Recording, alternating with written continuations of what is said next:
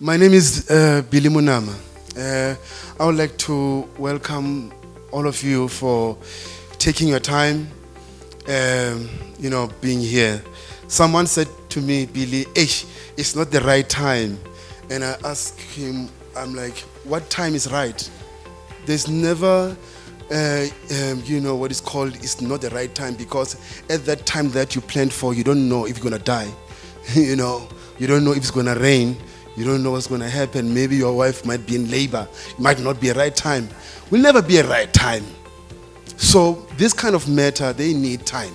So today is the time. And thank you so much for coming. My name is Babi Moloi, and you're wondering, why on earth would this television and radio person be a part of this very high-level academic colloquium? And firstly, I'd like to give you some background, right? I was made of music. If you believe in celestial beings, I chose my family while I was still up in the stars, sitting next to God. And I chose my grandfather, who was a tap dancer and a jazz musician. And if you go now to your Spotify and you look at the 1960s jazz musical, King Kong, you'll find the name Stephen Moloi in that group of singers, alongside Miriam Makeba and Brahuma Sekela. And that's my grandfather. That's my grandpa, who raised me and taught me the love of music. We would harmonize and learn all sorts of songs from yesteryear alongside this man who raised me. And then, more magic. He gave birth to, well, my grandmother gave birth to, but he helped to create my mother, Nana Moloi. And my mother is many, many, many astounding things, but one of which is a musician. And she is Princess Nana from the 1980s. She was a platinum-selling bubblegum artist. Now, when you say bubblegum, you think, is that music? Yes, it's music. It was music. It was music. And my beautiful father from the 1980s bubblegum platinum-selling group CJB, who gave you Happy Birthday and who gave you The Boss Is Back. So all in here, all this DNA, all this was made by music. And so you can imagine what I was surrounded by. I was surrounded by uncles who played the cello and aunts who were ballet dancers. And so music has always been a part of my home, my upbringing. And then I went on to study contemporary music at the then Allenby campus. And so really a passion of mine always has been the arts, yes, but music within the arts is so vitally important. And I've seen how it has saved my life time and time again. And I have seen how it really has a huge and profound impact on youngsters' lives when they are studying music. So it gives us a little bit of context to then finding myself in the radio space. I'm not a DJ. I don't DJ at the club, but I was on the radio, and that's how I encountered Billy Monama. And in our conversations on my Power Weekend Breakfast show, we spoke about this incredible piece of work, Introduction to South African GuitarStyles Vol.1, when it was still a thought. Yeah. And we've been in each other's orbit and had these conversations about the passion for the guitar styles, for harnessing and capturing what historically music meant and sounded like, and bringing it to the fore now in a way that we can give it to the next generation and teach it in schools and universities. So I'm thrilled to be a part of this discussion, and thank you once again, Billy, for putting this together, because truly I think so many lives will be impacted by us starting the seeds, planting the seeds in so many ways. So today, following extensive research conducted by Billy, we're together today to really talk about how, yes, we understand that the landscape shows that the history of much of our music is not being carried on and is unknown. And without falling back into a heap and throwing our hands up and saying there's nothing we can do about it. The aim of this colloquium, supported by Arts Alive, is to have that deliberation and walk away with an action plan. An action plan that will encourage music educators and learners to be able to embrace music classes, see music education as a necessary and joyful part of the curriculum for every black child, and for us to be able to make that possible. So let's get into our 2-session discussion. The first is all about analyzing the current situation. Where are we today? 2022, you look across all 9 of our provinces and you think about what education and music looks like. There are problems, and we will identify them and we will talk about them. But I do believe always to counter that with some green shots of hope. So through this discussion, we'll be able to get to that. And in the second topic, we'll examine how practitioners and teachers can become researchers and writers to create much needed materials. And I know that there are high academics here, researchers, writers, those who are published, with the passion to make sure that this does become a reality. I'd like to introduce you to our panelists now, and we'll start on the far end with Ndate Innocent Ngwane, who's the Senior Education Specialist, FET Performing Arts. Welcome, Ndate Innocent. Thank you so much. Next to him, we have Avril Joffe, a member of the UNESCO Panel of Experts for Cultural Policy and Governance, and also a graduate coordinator of the Cultural Policy and Management Department here at the Wits School of the Arts. Hi, Avril. Hi. Thank you. Thank you. Then we have Millicent Kemesi, who is the Deputy Senior Education Specialist, FET Performing Arts, as well, who joins us. Welcome. Thank you. And Marius Venter, Magnet Schools. But I suspect there's a lot more to that, right? We've had a little bit of a conversation as well. Welcome, Marius Venter. Thank you. All right, and in the next part, we'll be joined by Billy, who has a presentation, and we'll be able to make some contributions. So we're going to talk about 3 main issues, right?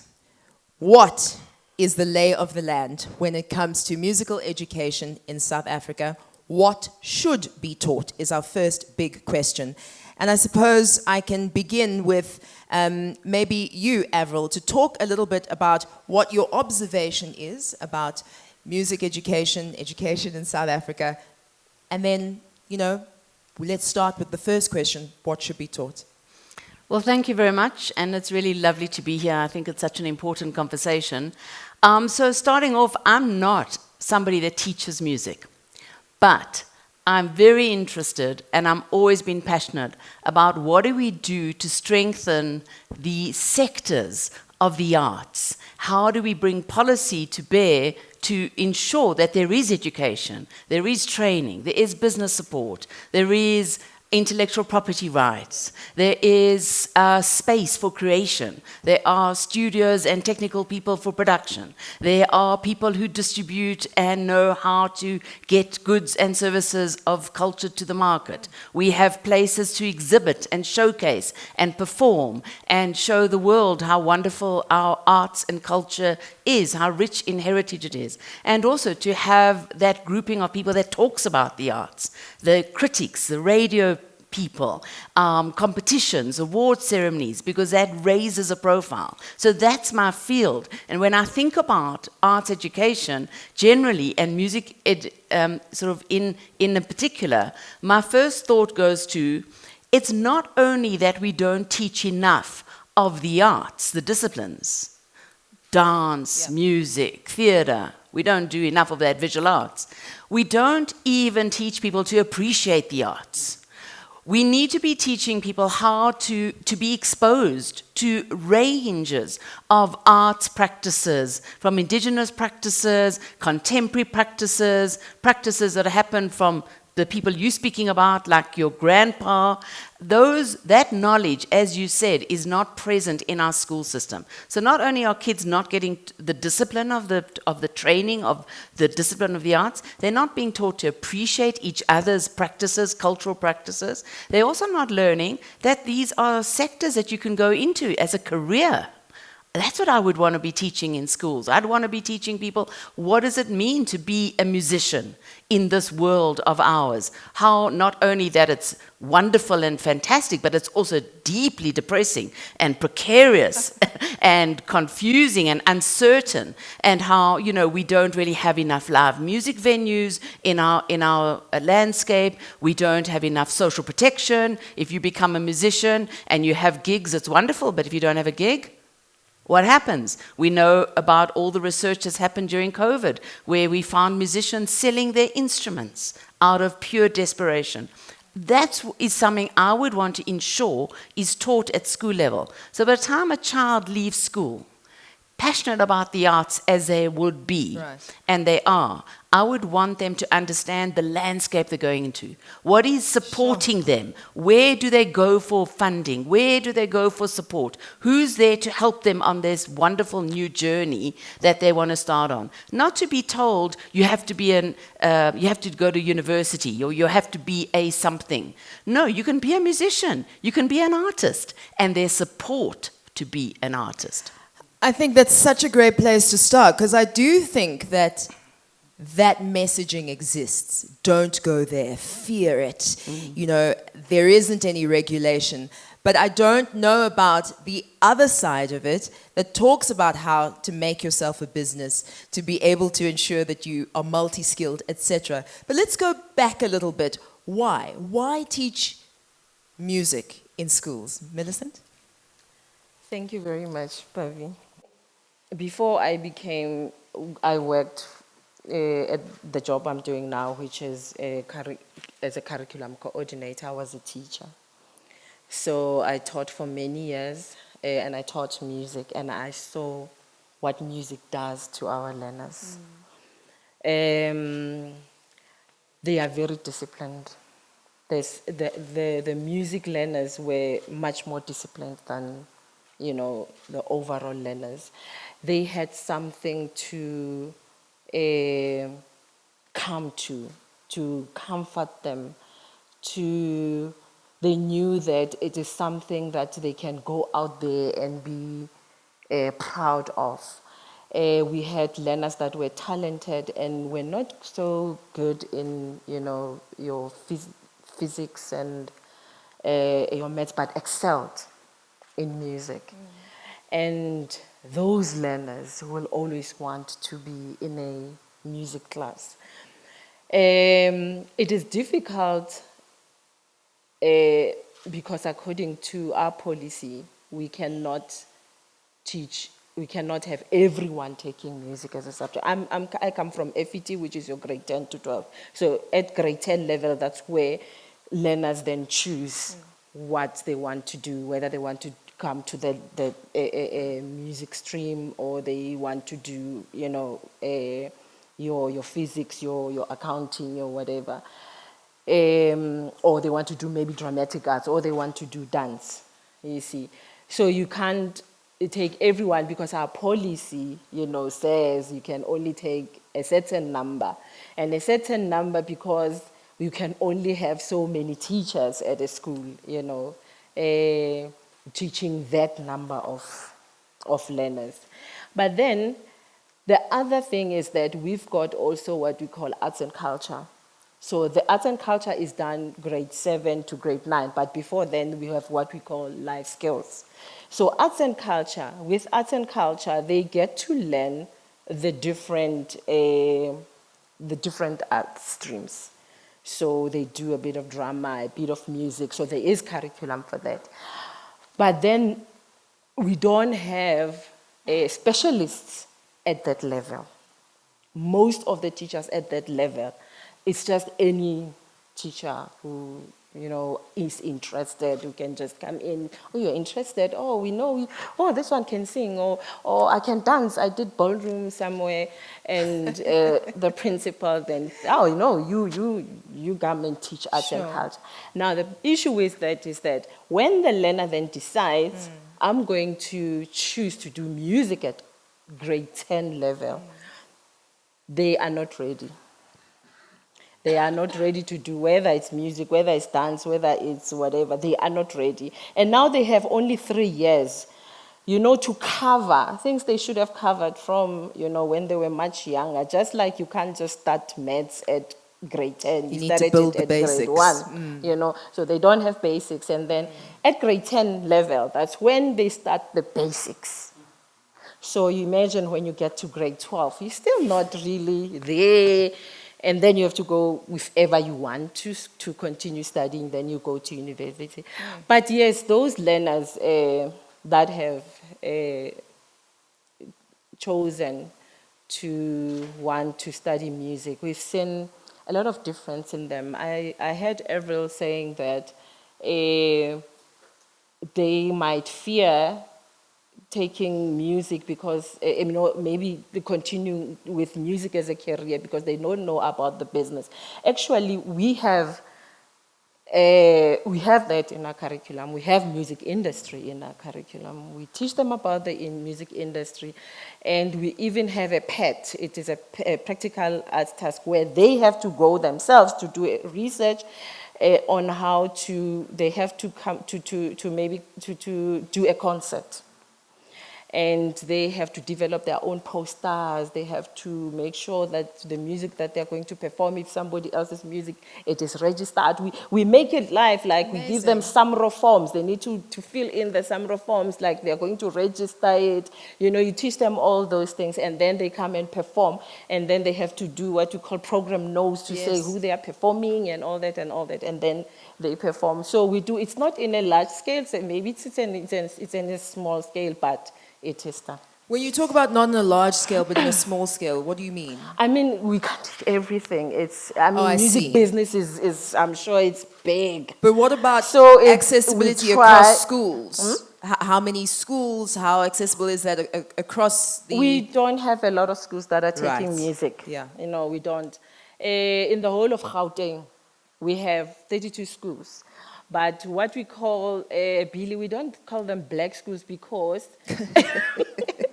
Because times, they are changing, okay? What is black schools? What do you mean when you say black schools? Because we do have schools in an African school, but they are all black. So I don't know why, when you say black schools, probably you meant the ones in the township. And we also don't call them townships. So we have a quintile system.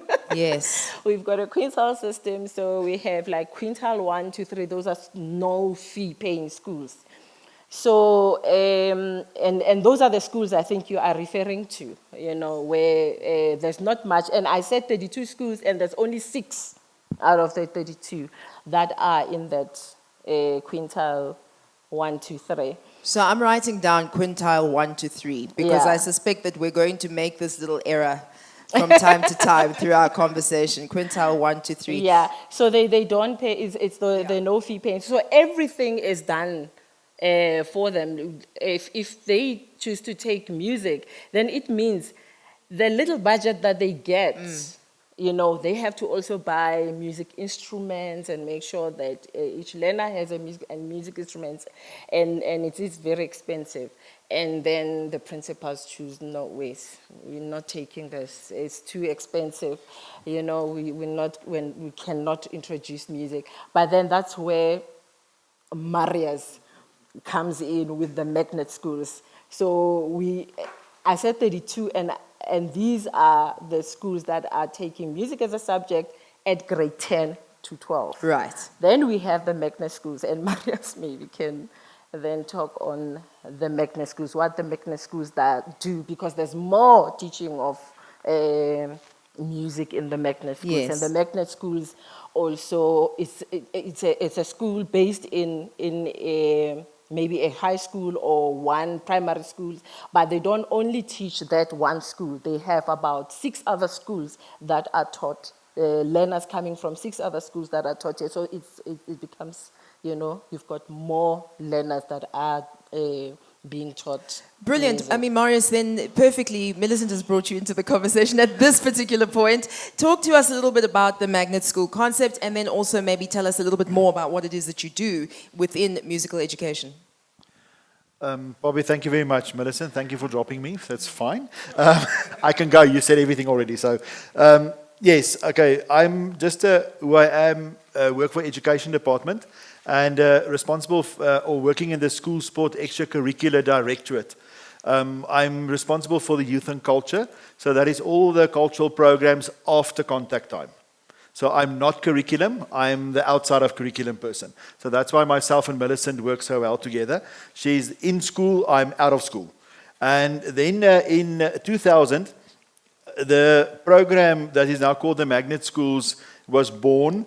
And the program actually started when they decided to remove music centers from schools and said the program needs to be spread across the province and it must be for township school learners as well. At that stage, there were no quintiles, so there was main township schools. I was about to and correct yes, you. at that stage not. So what they did is they literally closed all the music centers in the former Model C schools. All the educators at that stage was around about 204, 205 teachers. They were redeployed to schools where they had to apply for the magnet program. Now, the magnet school program per se, exactly what Millicent said, it's the idea of a magnet is to pull in learners from your community. Yes, we are based in one school. Let's say, for example, I use Eastern School of the Arts. I'm going to talk about them a bit later on about something else. But Eastern School of the Arts has a magnet school program as well. They are offering music to around about 6 or 7 schools around them in their feeder school. Now, the advantage of ARSA is that they offer music as a subject because they are Eastern School of the Arts. Right. So they have art training. So this is an ideal opportunity for them to advocate for learners to come to school to take music. So that is the idea. And that is why most of the schools where the magnet school started off used to have music as a subject. Now, I have 28 magnet schools that we are responsible for from the department side. Currently, the numbers were brought down to 168 staff members. That constitutes one post-level 2 person, that is a department head that runs the program. And to support that educator, there's 5 teachers that offer music on different levels. So the idea is for us to start even at a younger age, but when we look at music, for a learner to start taking music as a subject with us, or music in the magnet schools, they must be able to play the instrument. So some motor skills is needed. So that's why we decided for the magnet program, we usually start around about grade 3, grade 4. The learners also have long enough attention span Right. to sit long enough in a 20 or a half an hour lesson. Otherwise, they lose it. So originally, the magnet schools focused only on the practical. So that is where we support one another. That's why Millicent said we work well together. The music schools will do the theory, and my educators from the magnet school will do the practical part. So the two complement one another totally. So we are, my last audit I did with the magnet schools in what was in April, May, we were working with 5,300 learners with music as a practical subject or a practical appreciation in the magnet schools. That is outside of the curriculum. So we are touching more than 5,000 children with 164 teachers. So we are literally trying to bring music to the learner, and we know there's an opportunity for them. They might not take music as a subject. So the last thing that we did now, the past 2 years, to support Millicent on the curriculum, we opened up and said that the magnet schools can also now offer music as an additional subject. Learners can take additional subjects, so they won't have class per se, like in a normal curriculum situation or a normal class where they have a period every day. Now they will have 1 or 2 periods a week. And the learner has to do a lot of self-study, Right. and they can take music, and we support them. And we have quite a few learners that started. We have the first group writing matric this year. It's difficult. It's really, the learners have to be self-motivated to do this, because music is not easy. And the problem that we picked up, and unfortunately, my kids will kill me if they hear me now, but they were the guinea pigs. Unfortunately, my daughter's grade 12. So poor Cara was my full-on guinea pig to say, let's try this. And she started taking music in grade 11 as a subject. Wow. So the big thing, she did a UNISA's everything, but she has music theory. She doesn't have music as a subject. And that is where the difference came. And that's where we saw there's a massive need for us to empower learners at a lower level, at the lower grades, to understand that there's more to music than just playing the piano or the guitar or the recorder. You have to understand where that comes from. What's the history? What is the impact there? And exactly what Millicent said, there's a career in it. Yeah. There's far more than just sit behind the piano and play on a Sunday morning or the organ. There is a full career that you can do. So that is why we said, let's start appreciating the music per se. And yeah, the magnet schools, that's where we come from, but there's quite a lot of other things we can do, but that is part of the second session. There's Thank a you, lot my that dear. we need to cram into this session. Can you tell? Everybody would like to, is just chomping at the bit, and I understand. I completely understand. A couple of things from what you mentioned, Marius. I like it when I hear people talk about things that they're doing for, you know, the macro, for the schools or for, you know, the education department, and then using their own children as guinea pigs. Because you know, there's often that critique that those who put the schools and the curriculum together then send their kids elsewhere. So I actually have an appreciation for that. And I think that it's so interesting how so few teachers always is another issue that we have in the South African education system for so many children. So, Innocent, I'd like to bring you in here, your thoughts on everything that has been mentioned so far, and your opening statement. Well, thank you, Bobby. My opening statement would be, I just want to appreciate, what you have done, Billy. This is an attitude for initiative. Yeah. Mike Ford puts it this way, to say, you know, when people come together, it's a start.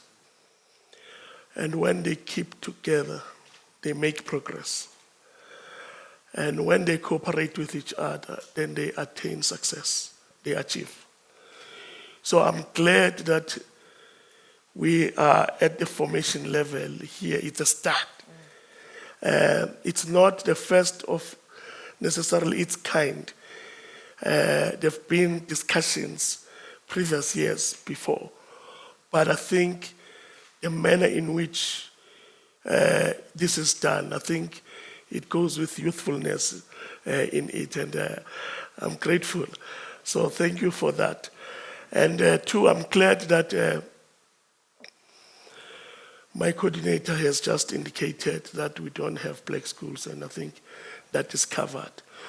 But over and above that, I think it's important that we align ourselves with the Constitution, because even if we continue to speak about township schools, the hidden implication is that we are referring to learners that are actually black. And so it can become a racial issue with time. So let's align ourselves with the progress that I think the ruling party has done. So we do not have black schools. Yes, we don't have necessarily this program for black learners. We have, I think, South African music education for learners in the country. So meaning that every learner that is in the country then will be covered. Then we won't be challenged by the Bill of Rights to say now it's sort of we are discriminating, so to speak. So all our learners in South Africa deserve to have music education. I think that would be a good starting point so that we can align it properly, so that you don't have a backlash as we proceed, and then tomorrow other organizations are breathing on your throat to say, by the way, you said what, then it's a problem. But I think I would like to concur with what my colleagues have said thus far. I think what is important is that we have to realize that prior 1994, we did not have one education system in South Africa. And post 1994, that's when we started to have one education system that unifies all the learners in the country, irrespective of their race. And I think what that has done, it has given every child in the country an opportunity to access music education. A very valuable learning. I was very impressed by the speech of, is it the DG? Deputy, or the DDG? Okay. Yeah, I was quite impressed because she actually quoted Sir Ken Robinson, I think from the TED program that he did on music education, talking about creativity of learners. And I think if we were to take something, I think, from that presentation, is that we've got to find ways as to how we can best utilize our strengths to make sure that we do not kill the creativity of our learners. I think it is the late Jabu Kanile and Babu Ngobo Mapoloba in this piece where he says, where people are blaming each other for whatever the reason may be. And I think if we can begin to move away from such attitudes and start to embrace a collective way of working. Because I can assure you, Millicent has indicated that we've got an assessment task that is called concert performance. And in that task, our learners, like she has said, they are taught about business in music. But obviously, certain things that you would need, for instance, like marketing, they're just visualizing, and just, it's part of their research, they visualize. But you understand, if we work with partners who are not necessarily in the classroom, who can give these learners an opportunity to do this project management task live. Let's say when there's an Arts Alive festival, they come in and they work there. Some of them become roadies and all that. They do different tasks to actually do it practically, outside actually our own education system. Yes, we do have school halls. We utilize them fully. They do programs. They advertise or market inside the school, and parents come. It's well and good. But the industry is expanded beyond the school walls. So by so saying, I would also want to indicate that the partnerships that I think can be birthed from here would be very, very essential for the progress of music education in our country. Thank you. I think that's so, so vitally important. Absolutely. And it makes me think of the African concept of a village, right? Raising the child. It's the village that comes in and collectively educates the child and raises these little humans.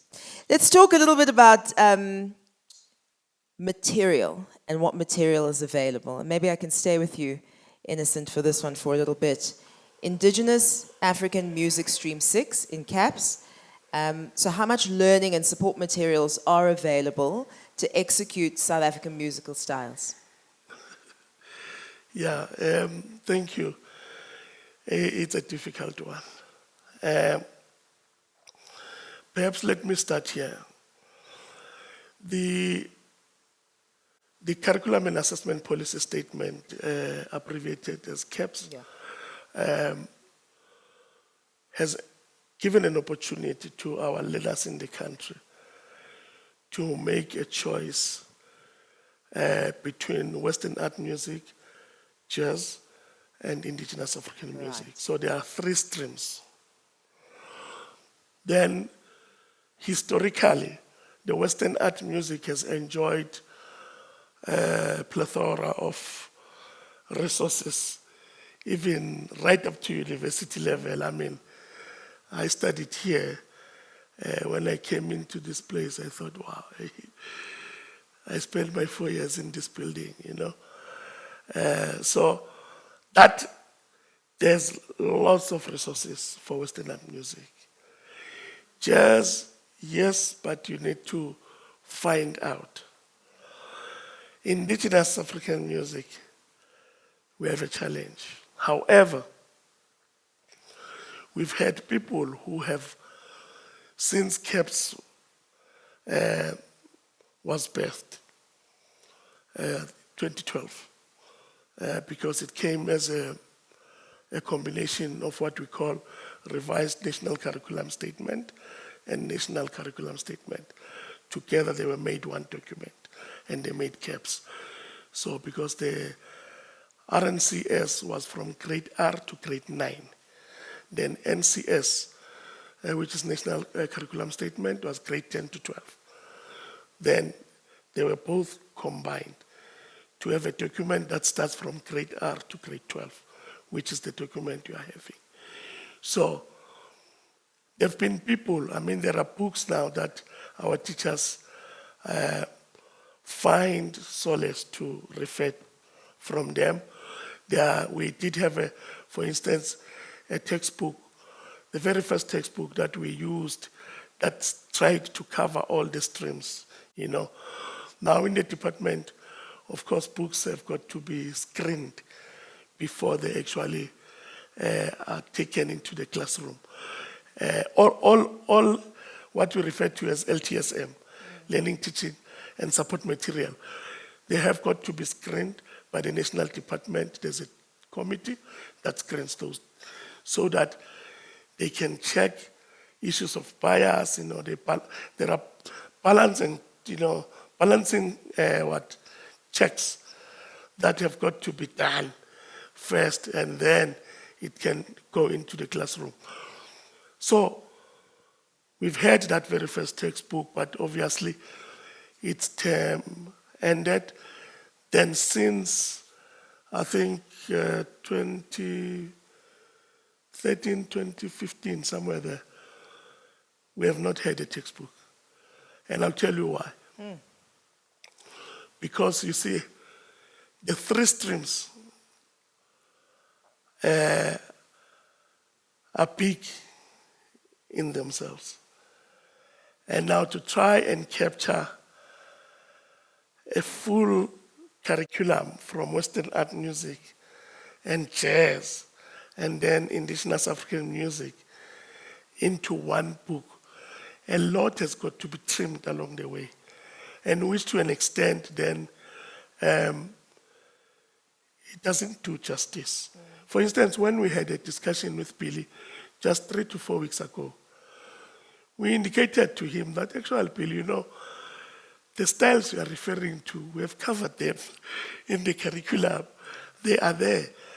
And we're just saying to him, look, there's even a study guide that has been prepared for grade 12s in an attempt to try and close that gap of a missing textbook. So I am sure that in this audience, there could be writers who are connected, perhaps they are self-publishing, I don't know, or they've got publishing houses, that as and when the LTSM Sub-Directorate from DBE brings to the public a tender for them to bring in the books, I think they can try to do so. So Billy, perhaps you may need to look at what we offer and see how best you can align this one for the second edition from this one, so that perhaps this can also go in. However, because of discussions like this, it is also, I think, important that as we have been engaging with Millicent and other colleagues of ours national, you know, the practicality of having one book for these 3 streams, it's really impossible. So I think we'll be taking it further to discuss this further, I think in the strongest terms, to advocate for a book for each stream, so that learners can actually take a deep learning experience from a particular stream. Because here we are on, for instance, if we take is the guitar, but there are many other instruments, you see. I mean, recently, if you can see even people who are using makwea to actually play music. And it's there in our curriculum, but how many people who are trained, who can teach that instrument inside the system currently, you see? So that is why when I started, I said there would be a need to keep together so that we can cooperate with each other to achieve, so that all these gaps can be closed. Absolutely. Thank you. I enjoy engaging with academics because I can see who wants to speak next by how full your notebook is. Avril furiously taking notes there to add to perhaps this issue of the actual study material and the content. Well, I'm actually taking notes because I'm learning so much. This is Right. marvelous. I think, but the thought that keeps coming through my brain is we clearly have a very well thought through system going on with the CAPS curriculum and the way it's been designed from grades 10 to 12. Melissa's already said there's a bit of an issue that happens with arts and culture, teaching and learning from grade 7 to 9, because it's not fully developing the children well enough to be able to really hit the ground running in grade 10. But we're still talking about a very small part of our schooling system. We're still talking about, what did we say, 32 schools that have this in Gauteng. How many schools are there in Gauteng? So, if we stay within the system, we are constraining our thinking. So, a little bit. And maybe what we need to be talking about is, just like Innocent's been saying that, the difference between Western art forms and indigenous African music and jazz, they need their own books. What I was saying earlier, yes, you need to specialize and you need to go deep. But in doing that, we need to help students develop an appreciation for other forms. So the question for me would be, if you do the 3 books differently, not 1 book, how do you ensure that your music learners are developing that appreciation of other forms? But more than the music learners, I'm interested in all the learners, all the other learners who are not studying music for matric. Yeah. Where do they get the depth of knowledge and understanding and appreciation for what South African music has given everybody? So I'm going to turn that back to you and say, what is your thought? What is your suggestion? What do you think can be done? Because I think that that's very important, to develop an ear, to develop an appreciation. Absolutely. Of genres. I think, there are a lot of ideas. So one of the ideas that I always go back to is when I was working in Namibia for a while with the Department of Education there, they had this fabulous program where they had a budget to employ musicians, artists, dancers, theatre performers who were out of work in between gigs or whatever it was, or studying and taking a rest. And they put out a call every year for people to come into schools after school program, like the magnet school, and extra curriculum, and to teach, to have artists who are unemployed, and this is a major thing because most artists need other forms of income in addition to their artistic practice. So it gives you another income to come into schools and develop this appreciation with all the learners, not for a matric course, because that is constraining. You know, we only can do 6 or 7 courses in matric, unless you're one of those people who do 10. But most people want to do 6.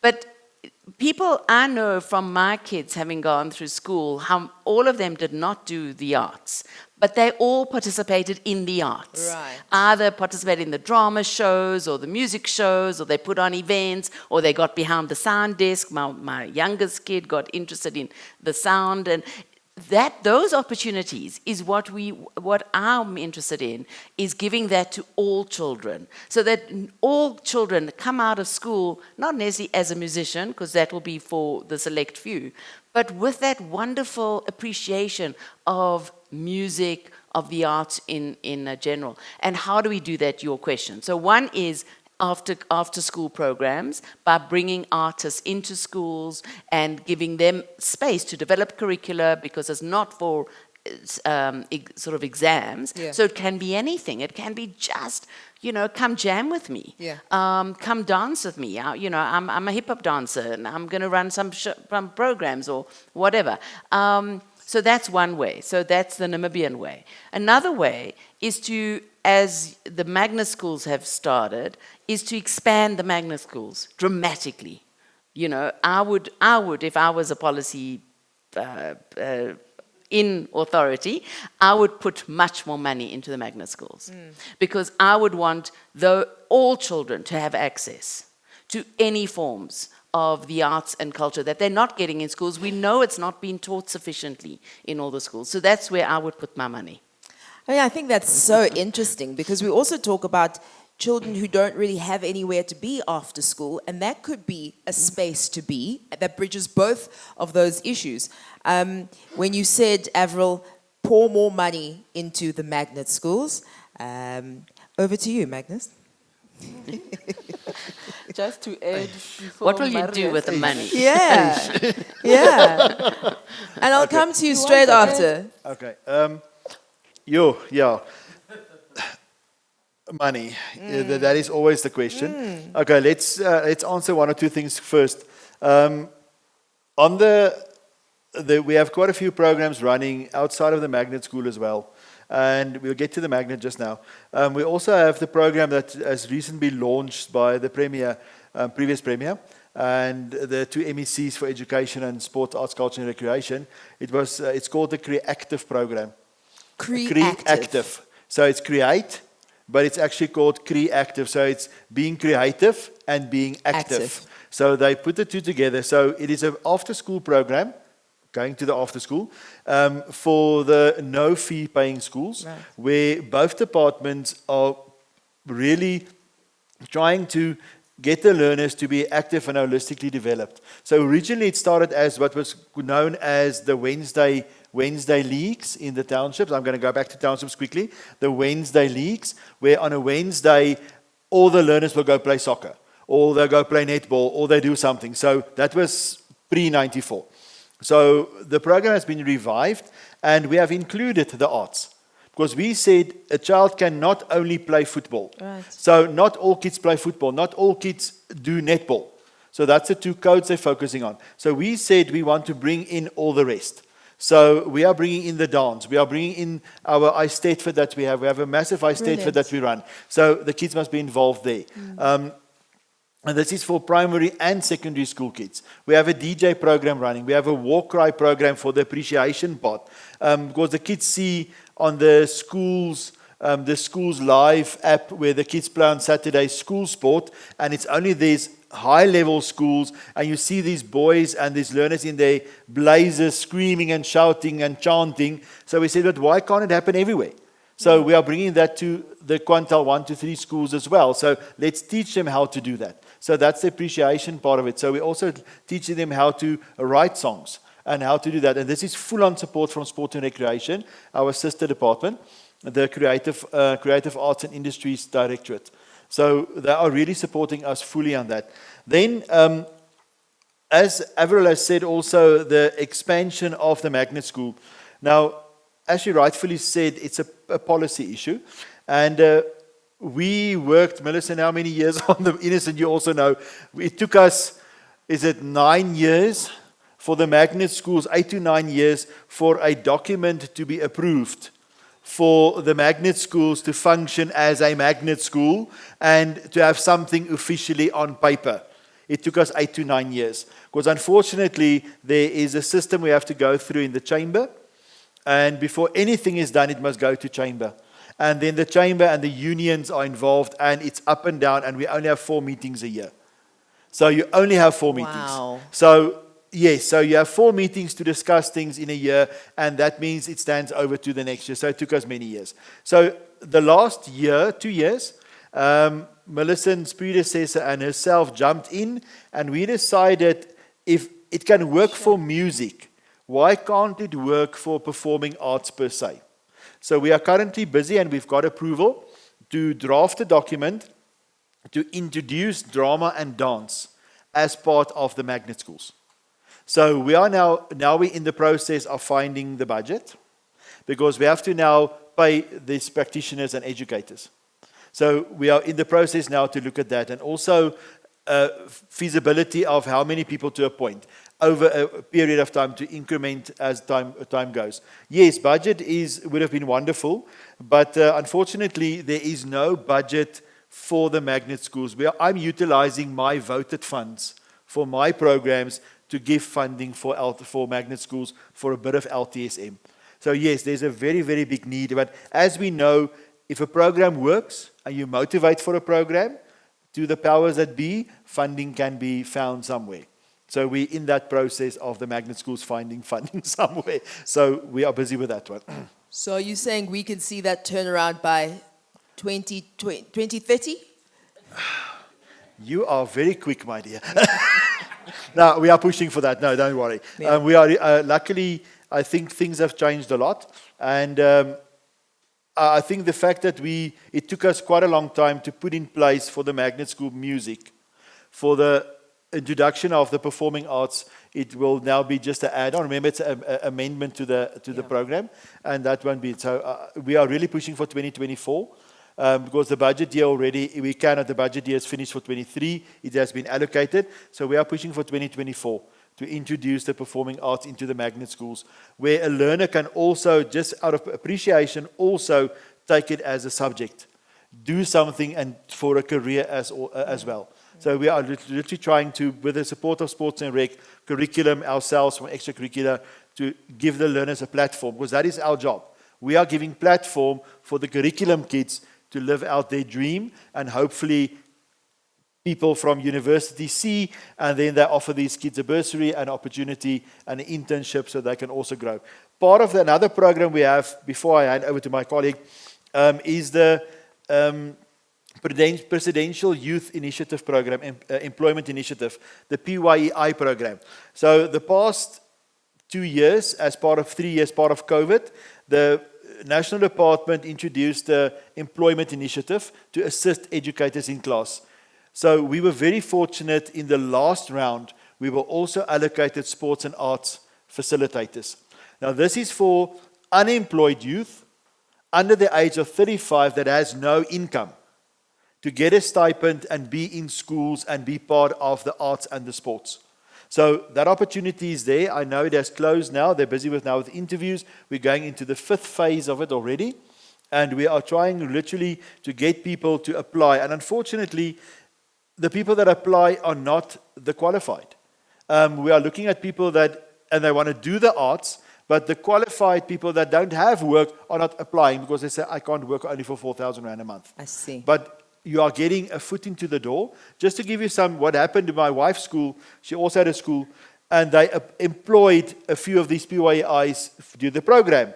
After they were done, they continued their contracts because they saw the need and what they can do. So you have to use every step you can get. And there's steps in place. There will be, it seems like a sixth phase as well. Part of the creative is also artists we're bringing on board, legends, to come and work into schools. We must just remember, when we work in a school, there is certain policies that need to be applied to. You have to have a SAY certificate, or otherwise a police clearance. So there's a bit of red tape that we have to sort out. Luckily, in education, we were fortunate, and I know Millicent was part of the discussions as well as Innocent also, with the music with SAYs. To be an educator, you must be registered with SAYs. You have to South African Council for Educators. Now, luckily, we got it as far, and it was published about 3 years ago, that if you have studied music only without the educator qualification, you can teach. So you don't need a teacher's qualification. Yes, it's to your advantage, but you don't need it. So if you studied drama and you're qualified and university and your subject is there and they're qualified, you can be appointed and you get a conditional size. Permanent appointments, conditional, you can be a full-on educator, you don't need to go study teaching. So that's not, so we even got that right. For music and performing arts, we are practitioners to get it into the system. So we are trying to get the industry to come to schools and do it in school, but we want people from outside. We want the industry to come.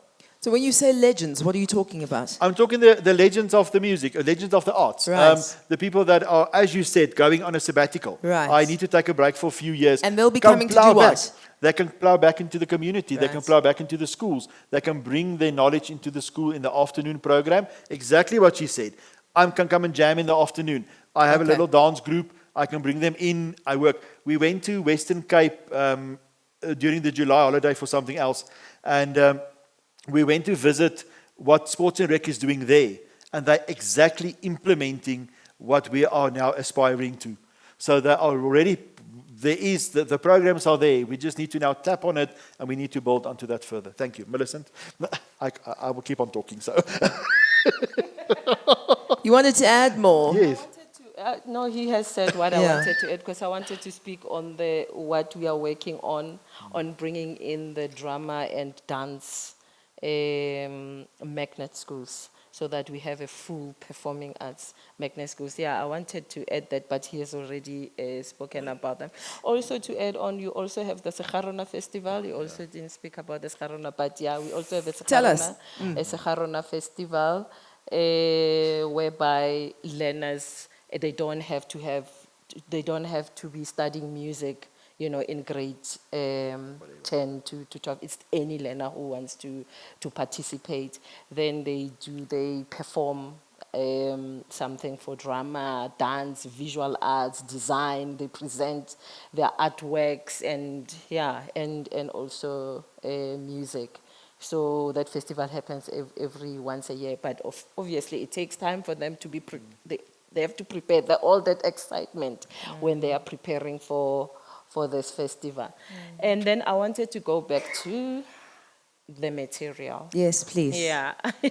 I wanted to go back to the material because it is something that we struggle with in the indigenous African music, maybe also a bit in the jazz. In my experience, most of in fact, all the books I've gone through, to do research, because we don't have a textbook. For a long time, we didn't have a textbook until we developed the study guide for the grade 12. Was it this year? Yeah, this year. We had to develop notes for the teachers to be able to teach the learners indigenous African music and the jazz. And what I found in most of the books is that it covers the history of the artists. Okay, so if they are doing Mpakanga, for instance, and one of the artists that we cover is the Mahotela Queens, and they will talk mostly about who they are, where they come from, where they performed. It will be a whole thing about that, but not about the music.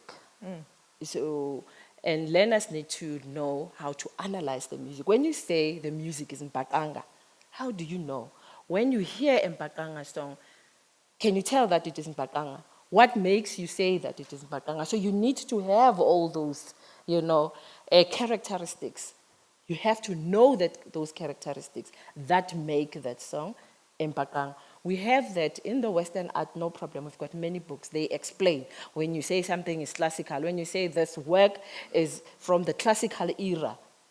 Why do you say it's in the classical era? And you have all those characteristics that will tell you. But in the jazz and indigenous African, we don't have that. And I must say that, Billy, because I know, I don't know, maybe there are other people here who have written books.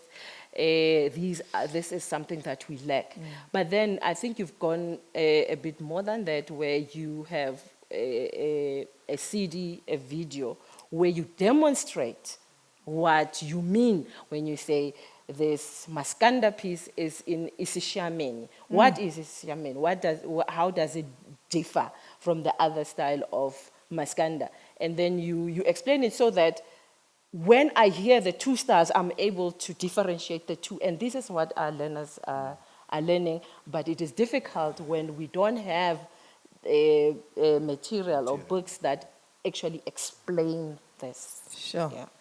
There's something quite emotive about why we're writing so much about the biographical histories of our artists. I think that that's also very necessary. But yes, to your point, it is absolutely necessary to talk about what the music comprises of.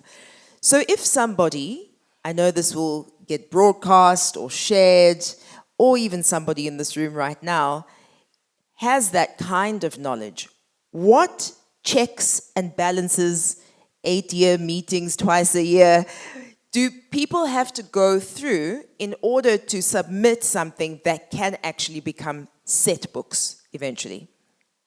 As to where they submit and how they submit, I think what does it take? I think Innocent can speak on that. Okay. Otherwise, on knowing what it is they need to cover, Yes. we have the CAPS. So the CAPS has the curriculum, has the whole curriculum, and it is specific on what our learners need to learn. If it says that they need to learn Maskanda or they need to do Iskatamia, it also says what it is they need to learn in that. It's specific. And we also have what we call the ATP, which is an annual teaching plan. This is a plan that helps the teachers, plan their work throughout the year. It's also specific on what it is that they need to be, the learners need to be taught, or what the teachers need to be teaching. So when you write, you go onto the CAPS.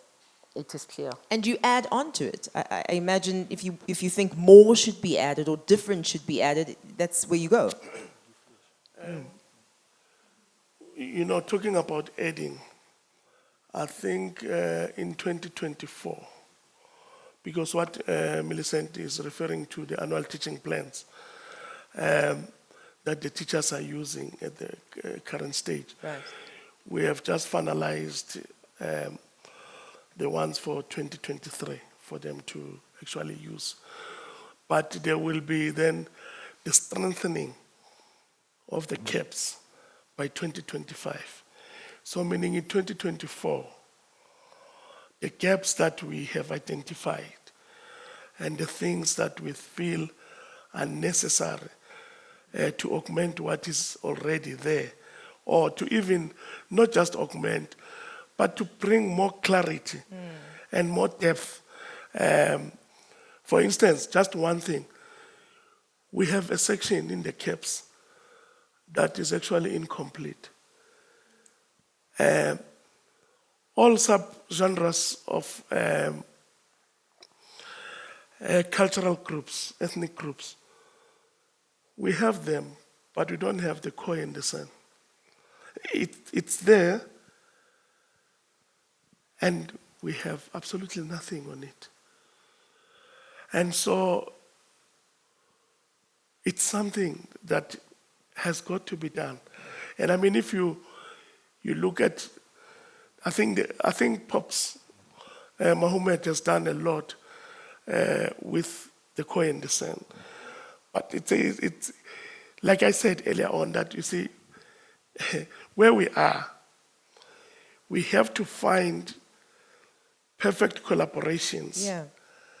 that can make sure that they actually improve or enhance in a way what is already there, but specifically where the gaps are, so that we don't end up, repeating, what is already there. Like now, when Billy spoke about what he has done, and he says, no, I don't just only have the CD, I actually have the music notation Right. about it. Then you see, then it means those that can actually read music can also be able to can play the music, you see. And teach. Yes. Yeah. So it's important that we find these perfect collaborations. Obviously, because in the system, we don't just bring people in and out willy-nilly, Yes. So we have to exercise a bit of patience with one another, because we also have got, he knows how he got to have us participate here, because we are not necessarily spokespersons of the Department of Education, you see. And so, So that's back to some of the red tape that you talked about, which can be yeah, a hindrance, a Hence- barrier to entry. So I wonder then, just in conclusion for this part of the conversation, what do you think we can do more to have those great, perfect collaborations? I think if we can improve the manner in which we communicate with each other, and bring programs that are for development for our learners, that are clear, that we can be able to take and pioneer within the system, like he has done with the magnet school program. And remember, before I think we close this session, I think it is critical that we indicate that the program we're talking about is only here in Gauteng. You see? Hence my initial question of It's throughout not- the country. Yeah, it's not a national. Yes. You see, there are sections where we are talking nationally because we serve in national committees. Okay. So we have at least a bird's eye view of what is happening in the country. But a program like this, thanks to the late, I think, MEC Ignatius Jacobs, to Professor Mary Metcalf, you see, who played a very important role for magnet schools to come to fruition. But I just wanted, the point was that Yes. the powers that may be listening to this now, you see, have got to say, the Home of Champions has a magnet school program. You see, the Home of Champions have got an online admissions program. And these are not necessarily national programs. But it's important that other provinces, the leadership in those provinces, can begin to see the value of what we are seeing here, and perhaps also carry it over to their provinces. I can give you a snapshot. We've got about 228 centers of music national. 228. But then, for instance, if you look at the learners in the public ordinary school, end of 2021, national, we are talking about 13 million like 13,490,000 or 409,000, maybe 200 and something there. Then you take, let's say, grade 12 learners national. We have about under 3,000 learners. You see, so it's important that these collaborations have got to be clear, and we must be patient with each other. Because I think it is the impatience that has failed programs and discourses that happened in the past. And like I said, omunye ukhomba omunye esweni. And the whole issue about, egos, I think it would be very important for all of us if our attention is about the development of learners. Whilst, obviously, we also have an opportunity to grow with the system, but it must not be about me per se. It's about that child, you see, that I want to taste what I've tasted, what groomed me, what made me to be me, So that I think for now, the point was just to say the program, the more money must not only be pioneered to Gauteng.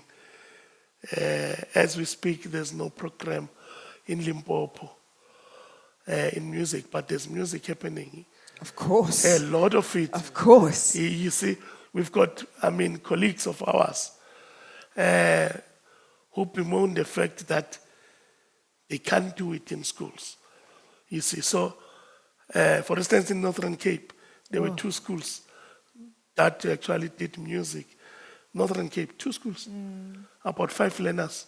And that's also where you're going to learn about the cultures and the culture groups that you mentioned are not covered enough. Covered, yeah. You see? So there's a holistic, I think, outlook that we need to unlock and make more inputs, and we eat this elephant piece by piece. Or we play this concerto note by note. I don't know. I don't know. Would it be a concerto? Perhaps. I wonder about textbook budget allocation. Can we talk a little bit about that? We've talked about creating the actual material, but let's talk the actual budget allocation for that, not to mention then instruments, not to mention then the teachers, the specific classrooms, whatever is necessary. There are big issues, language books, mathematics books. How do you get, the buy-in, and just maybe give us the lay of the land in terms of where we are today? Millicent? With the textbooks, as we said, we don't have any music textbooks. We still struggle with that. But what happens is once there is a textbook, the schools know, because there's a list that goes from LTSM that goes to schools to say these are the official textbooks and this is where you can buy from. So every school gets a budget, and most of that budget is for the textbooks. So if we also have a music textbook in there, we won't have a problem because it will be on that list, and there's no way they won't buy it. They just have to. All right. Avril, anything to add there? I did want to add something. I think this has been so fascinating because, I think we have to go to a higher policy level. There is in the white paper for arts, culture and heritage, a memorandum of agreement between the Department of Arts and Culture, Sports, Arts and Culture, and the Department of Education. Right. Both basic education and higher education. That was in the 96 white paper. It is repeated in the revised white paper for arts, culture and heritage that was adopted in 2020. The problem with that is that there is no champion in education for the arts and culture section. So that despite the fact there's an MOU, a Memorandum of Agreement, in the policy, and when you have a policy adopted by Parliament for arts and culture, it affects the whole of government. It's not just arts and culture that has to implement. Right. It's social development, it's Department of Labour, it's Department of Finance, water affairs, tourism, everybody, including education. But what happens is the ministers might agree, but until they appoint somebody whose job it is to effect and realize this policy and implement it, it doesn't actually happen. So in the review of the white paper that happened between 2015 and its adoption in 2020, that came to light, and we try to have meetings. I was on the ministerial panel to review the white paper with the departments of basic ed, and the people who came to the meeting were really junior people. Not the DG, not the DDG, not the director, not the, the kind of deputy director level, which at national government level is too low. It's not the people who are going to make decisions. They're the people who've got the passion. And it's great to have those people, but if you don't have the people who are going to make the decisions in the room, it doesn't happen. But the policy can be drawn on to say it's in our policy. We have to give effect to this. What does this memorandum of agreement look like today? Right. I would put money on the fact that it's empty. It's an idea. It's not, there's no text in it. That is a problem, because until you have that agreement in place, you're always going to have the fact that it's up to Marius to make sure that his budget is voted to the magnet schools. What happens when Marius is no longer there? If it's not in the policy, if it's not in the line function, if it's not part of the regular budgeting in the annual performance plan, it won't happen when Marius no longer is there. So now this is relying on his judgment to say, I'm putting my budget vote towards this. That's not going to give rise to either it being sustainable in Gauteng, let alone being nationwide. And I think, so this is where I think whoever becomes this grouping that takes us forward needs to really start with a higher level policy. And then I just want to make one other comment. I'm in the School of Arts, and I've been there for the last 10 years. And a major conversation that has come up time and time again is the fact that the Department of Education in the Faculty of Humanities is slowly and surely no longer teaching arts and culture. Teachers. What does that mean for these programs that we're talking about? If it's no longer in the curriculum of teaching the new teachers, well, where are we going to find the people who really are trained as educators? I mean, I heard, I'm not sure who said, but somebody said that you no longer need to have the PGCE to teach, which I think is great because it opens up a kind of bureaucratic door that is stopping it. But it still doesn't mean just because you're a brilliant musician, you know how to teach. Yes. And it should be something that is being taught in departments of education, in university, in tertiary level. And I think, so that again is a policy decision, and there's a policy question that we have to be asking the Department of Higher Education, how can you allow this to happen? If you are saying that you believe arts and culture is important, how can it be absent from the teaching of new educators? So yeah, I just... That's vital to know. Millicent, do you want to engage that a bit? No, before I engage that, I wanted to add on what Innocent said about the review of the caps. Yeah. That there will be a review of the caps in 2024. So what happens is when the curriculum is being reviewed, it also goes out for public comment. So the last time it went out for public comment, I remember I was in the team that was supposed to now put together these comments, look at them and say, okay, now what do we do? What do we take? What don't we take? There was nothing from the public. What do you mean there was nothing? There was very little, and the little that we had came from our own teachers. Are you saying there was little content few comments? Few comments Wow. coming from the public out there. It was just mostly the comments that came were from our teachers and from the unions. And even from the unions, it was the teacher unions. So, yeah, it's Why the do you teachers think there are that few send the comments like that? I don't know, maybe it's the way it goes out. I don't know, maybe people out there don't get to know that it's out. Because I remember when it went out, I actually had to even send to all my teachers emails to say, go They're on the this ones who link, answered. go onto this link Yeah.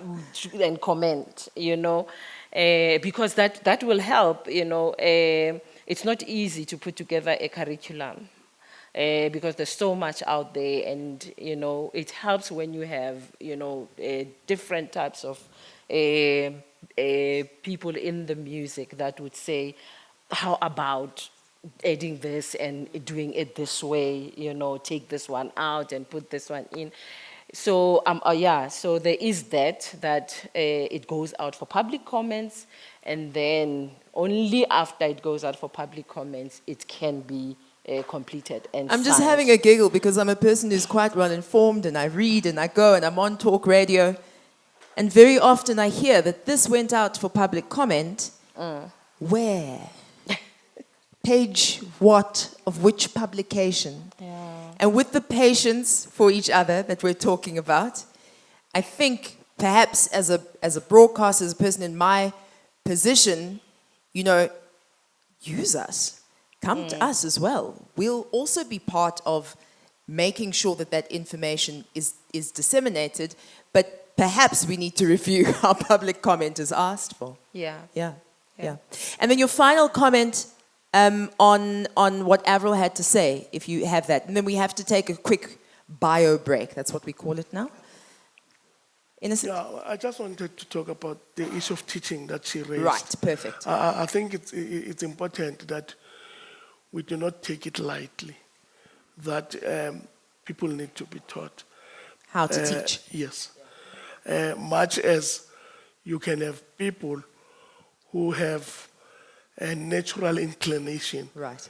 to teach, and we've got many of them. However, we have to understand also that you can't just have anybody like me. You see, Millicent knows. I'm a person who likes to put concoctions, Even during COVID, I made concoctions for her and all that, and so, but I cannot, I don't think it would be right for anyone to say, Innocent, because you have been able to assist so and so with this and that, then we can put you in a health department system. Yes. Do you understand? So we have to be careful that every, that is why we've got South African Council of Educators. Yes. There's a board for health practitioners and all that. So without really taking away from those that don't have the so-called necessary qualifications to teach, but there's a lot that needs to be actually taught to people so that they can understand, particularly even in the classroom management. You need to know what to do in the, and we cannot, there are ethics, the ethics, code of ethics. Of course. So that is why this point is important. Right. So I think what Marius said earlier on, much as it's a need so that we can fast track, we should be careful that we do not turn professionalism into a mediocre state. Because then anybody can come in and do whatever. And there are parents that we are accountable to. If a person does not know how to handle learners, and because they do not know what is actually the credo that informs their presence in that classroom, then we are going to have a problem. But of course, I can understand why it is done. Particularly, let's say there's now the certificate for performing, You know, you don't have to really have the full, say, certificate. So I think that's what he was trying to indicate, that as a person who's done performance, you can now have a certificate for performing. So yeah, I just wanted to.